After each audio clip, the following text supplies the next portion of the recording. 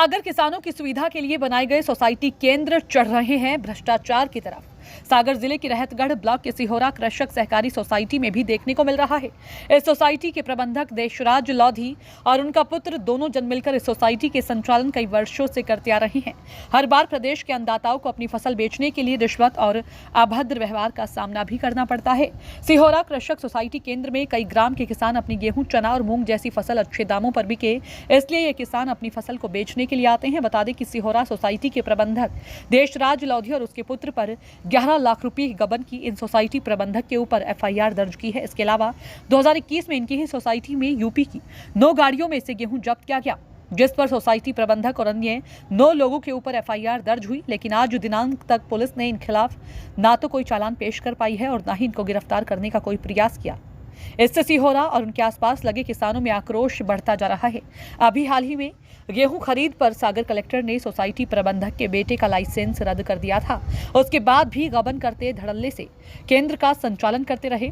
इन पर कोई कार्यवाही नहीं होने के कारण सिहोरा ग्राम पंचायत के सरपंच उदय घोषी ने कड़े शब्दों में जिला प्रशासन और पुलिस प्रशासन को चेताया है कि अगर इन लोगों के ऊपर कोई कार्यवाही नहीं होती और इस बार मसूर का केंद्र संचालन के लिए अगर कोई फिर मिलता है तो मैं और समस्त ग्रामीण जन उग्र आंदोलन करने के लिए विवश होना पड़ेगा। इसकी जवाबदेही शासन प्रशासन की होगी।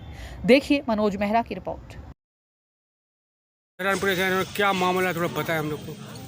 17/6/22 की घटना है, 20 की घटना है, जो कि हमारे यहाँ बहुत बड़ा कांड हुआ था गेहूँ उपार्जन केंद्र में।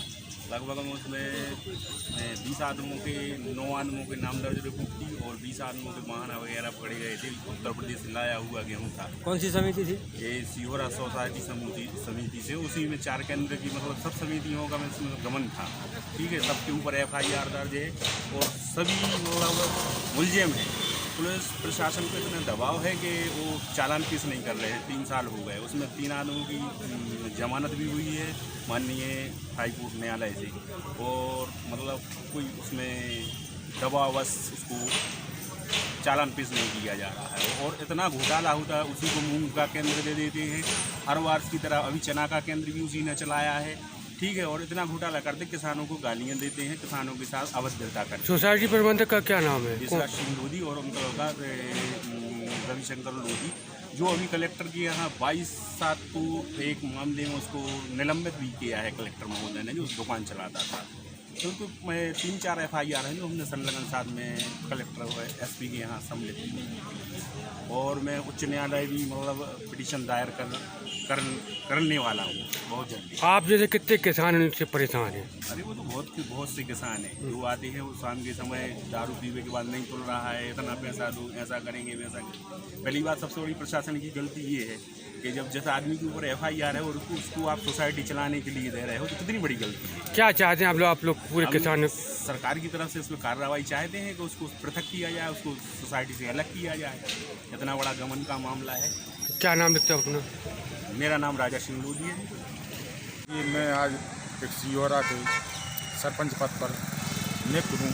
जनता ने मुझे स्वीकार किया है, तो जनता आज जो मेरे पास आ रही है समिति प्रबंधक के विरोध में, मैं उसके लिए मीडिया का सहारा लेना चाहता हूँ।